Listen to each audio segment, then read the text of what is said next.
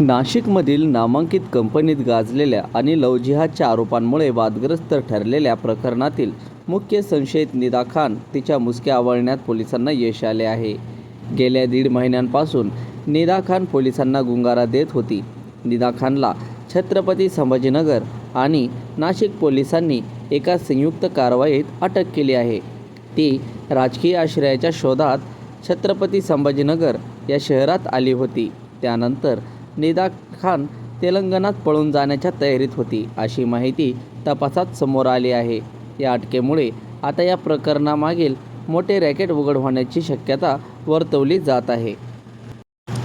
नाशिकमधील घटनेनंतर निदा खान अटकेच्या भीतीने फरार झाली होती. या काळात तिने पोलिसांना चकवा देण्यासाठी ती सातत्याने आपले ठिकाणे बदलत होती.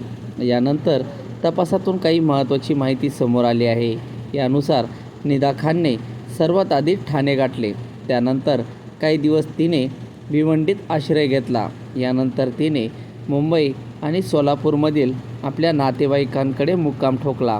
निदा खानने मालेगावमध्ये स्थानिक स्तरावर मदत मिळवण्याचा प्रयत्न केला, पण तिथे तिचे प्रयत्न अपयशी ठरले. मालेगावमध्ये मदत न मिळाल्याने निदाने आपला मोर्चा छत्रपती संभाजीनगरकडे वळवला. या ठिकाणी एका राजकीय नेत्याचा किंवा गटाचा आश्रय घेऊन तिने कायदेशीर कारवाईपासून वाचण्याचा तिचा प्रयत्न होता. जर येथेही मदत मिळाली नसती तर तिने नांदेड मार्गे तेलंगणा राज्यात पळून जाण्याचे पूर्ण नियोजन केले होते. त्याचवेळी नाशिक पोलिसांचे पथक सातत्याने तांत्रिक विश्लेषण आणि गुप्तहारांच्या मदतीने निदाच्या मागावर होते. निदा खान छत्रपती संभाजीनगरमध्ये असल्याची खात्रीशीर माहिती मिळताच स्थानिक पोलिसांनी नाशिक पोलिसांच्या मदतीने सापळा रचला. ती तेलंगणाच्या दिशेने रवाना होण्यापूर्वीच पोलिसांनी तिला बेड्या ठोकल्या. या अटकेमुळे लव्ह जिहाद प्रकरणातील अनेक धागेदोरी हाती लागण्याची शक्यता वर्तवण्यात येत आहे. नाशिकच्या TCS कंपनीत कार्यरत असलेल्या अनेक हिंदू तरुणींना निदा खानने जाळ्यात ओढून तेथे धर्मांतर करण्याचा तसेच लव्ह जिहादच्या जाळ्यात अडकवण्याचा तिचा प्रयत्न होता, असे आरोप तिच्यावर आहे.